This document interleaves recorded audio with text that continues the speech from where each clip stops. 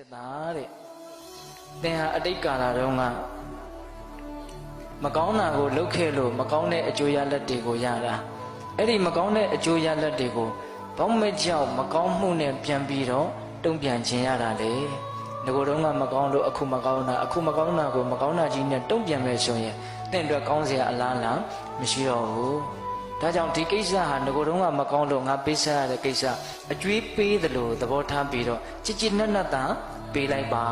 ပြန်ပြီးတော့ဒီပေးလိုက်တဲ့အတွက်ထပ်ပြီးတော့မယူချင်ပါတော့နဲ့ထပ်ပြီးတော့ယူရင်ထပ်ပြီးတော့ပေးနေရအောင်ပါနော်သဘောပေါက်ရဲ့လားဦးဇင်ပြောတာကိုအဲ့ဒါလို့သူ့ရဲ့အတိတ်ဇာတ်ကြောင်းကိုမြတ်စွာဘုရားကပြောပြပြီးတော့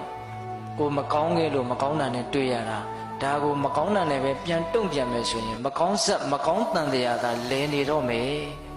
အဲ့ဒီမှာမြတ်စွာဘုရားကတရားဓမ္မတို့ဦးဇင်တို့အတွက်မှတ်သားစရာဒေသနာတစ်ခုပြောတယ်ဗျဟောတယ်အဲ့ဒါတော်တော်ကောင်းတယ်ဘာပြောလဲဆိုတော့သူကကိုယ့်ကိုကြမ်းကြမ်းထန်ထန်ပြောလို့ကိုကသူ့ကိုပြန်ပြီးတော့ကြမ်းကြမ်းထန်ထန်ပြောမယ်ဆိုရင်တယောက်ပြီးတယောက်ပြောနေတာနဲ့ဘယ်တော့မှဆုံးတော့မှာမဟုတ်ဘူးတဲ့ဒါကြောင့်မို့လို့သင်သည်အနာပြတ်သောကြီးကွက်ကဲ့သို့အတန်မရှိသည်ဖြစ်ပြီလောတဲ့မြတ်စွာဘုရားဆုံးမတာနော်ဆိုကြပါစို့ဦးဇင်းတို့ကြီးဖလားလေးတစ်လုံးအနာကကွဲနေတယ်ဆိုတန်းလို့ခောက်လိုက်တယ်ဆိုလို့ရှိရင်အတန်ကခဏနဲ့ရပ်သွားရောဟုတ်လားဘာလို့ဆိုတော့အနာကကွဲပြက်နေတာကိုဟုတ်ရဲ့လားတကယ်လို့သာကြီးဖလားလေးကအကောင်းလေးဆိုရင်တန်းလို့ခောက်လိုက်ရင်မပြီးနိုင်ဘူးသူကပြန်ပြီးတော့အတန်တွေကထွက်နေတာအဲ့ဒါလို့မပြီးနိုင်မဆုံးနိုင်အတန်တွေထွက်မနေပါနဲ့အနာပြတ်တဲ့ကြီးခေါင်းတော့အနာပြတ်တဲ့ကြီးကွက်ကလေးလို့တစုံတစ်ခုနဲ့ထိခိုက်မိသွားတယ်ဆိုလို့ရှိရင်အတန်ကိုအကြာကြီးမထွက်ပါနဲ့ဟုတ်လား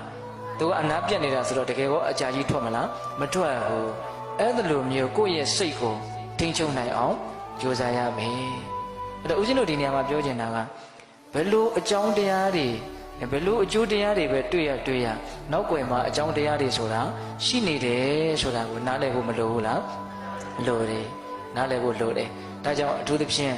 မကောင်းတဲ့လောကဓာတ်တွေနဲ့တွေ့လာတဲ့အခါမှာအကြောင်းတရားတွေရှိတယ်ဆိုတာကိုနားလည်ပြီးတော့ကိုယ့်ရဲ့စိတ်ကိုတတ်တာရအောင်ကြိုးစားဖို့မသင့်ဘူးလားသင့်တယ်ဒါအကြောင်းတရားအတိတ်အကြောင်းတရားပေါ့နောက်ပြီးတော့ဦးဇင်းတို့ဖြစ်ရတစ်ခုကိုအခြေခံပြီးတော့အလွန်ကောင်းတဲ့လောကဓာတ်တရားတွေနဲ့တွေ့လာတဲ့အခါမှာအလွန်ကောင်းတဲ့စဉ်းစားဆင်ခြင်နည်းတစ်ခုအဲ့ဒါကိုလည်းပြောခြင်းသေးတယ်အဲ့ဒါကဘာလဲဆိုတော့မြတ်စွာဘုရားလက်ထက်တုန်းကမြတ်စွာဘုရားနဲ့တန်ဃာတော်တွေဟာအလွန်လက်လာပပေါ်ပါတယ်နော်ကြော်စောမှုလည်းအလွန်ပေါ်တယ်ချီးမွမ်းတန်လည်းအလွန်ရတယ်အလွန်မျက်နှာပွင့်တယ်ပေါ့အဲ့လိုလက်လာပပူဇော်တက္ကာယအထုထိ